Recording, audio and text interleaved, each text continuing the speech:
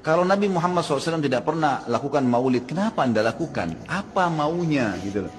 Tanya coba, pasti mereka bilang Nabi nggak pernah lakukan, para sahabat tidak melakukan. Sampai saya pernah berkata kepada beberapa teman yang sudah sampai pada level ustadz-ustadz, kiai-kiai yang mereka masukkan, saya bilang, akhi, tolong datangkan kepada saya satu saja pendapat, tidak usah dari para sahabat, tidak usah dari para tabiin, 4 orang imam saja, Imam Ahmad, Imam Malik, Imam Syafi'i, Imam Abu Hanifah, ada enggak? Kan ulama mengkategorikan bid'ah ada 2, bid'ah hasanah. Pertanyaannya Ustaz, kan Rasul bersabda kullu bid'atin dhalalah.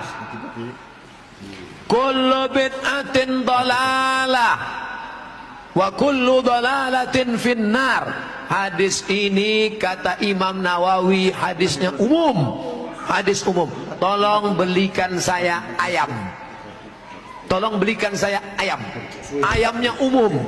Ayam penyet, ayam patah, ayam pop, ayam sungsang, ayam fried chicken, ayam panggang, ayam bakar, ayam kampung, ayam hutan. Ayam apa? Setelah di jalan dia bingung. Ini ayam apa? Nelpon sekali lagi. Ayam apa? Ayam pop. Maka yang pertama tadi umum dikhususkan oleh yang kedua. Begitu juga kata Imam Nawawi yang mensyarah hadis Sahih Muslim, kullu bid'atin dhalalah, semua yang bid'ah itu sesat, umum.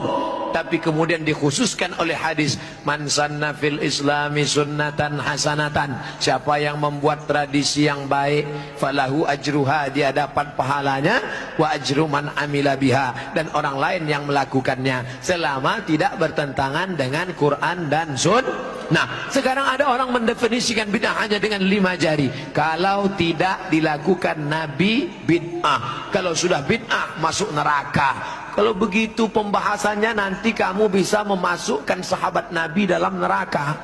Contohnya, ada sahabat Nabi yang sholat dari Isya sampai subuh ayatnya kul huwallah.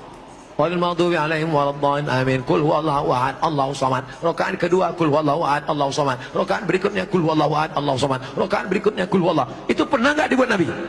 Enggak pernah.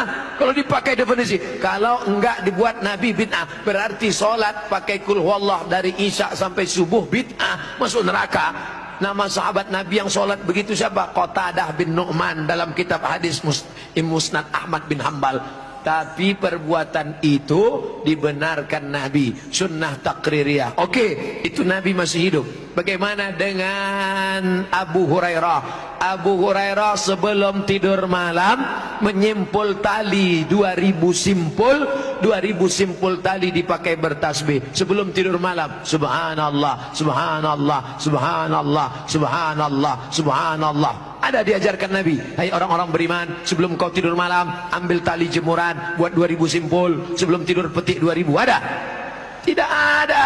Jadi kalau didefinisikan, kalau tidak dibuat Nabi bid'ah, engkau sudah memasukkan sahabat Nabi ke dalam neraka, karena definisi yang singkat, yang pendek, pemiskinan. Oleh sebab itu ulama faham, sudah saya tulis lengkap dengan dalil-dalilnya, 444 halaman terkait masalah bid'ah, bid'ah, bid'ah. Tidak semudah itu saudaraku.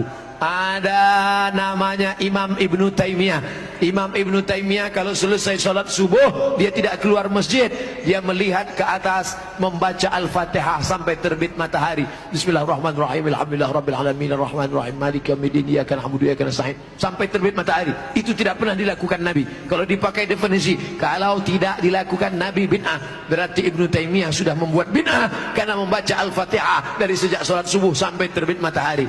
Maka jangan katakan bid'ah kalau tidak dibuat Nabi bid'ah. Ini tidak betul. Yang betul adalah kalau tidak ada dalilnya bid'ah. Selama ada dalil hadis qauli, hadis fi'li, hadis takriri, perbuatan sahabat, qiyas, ijma', maka perbuatan itu tidak bid'ah.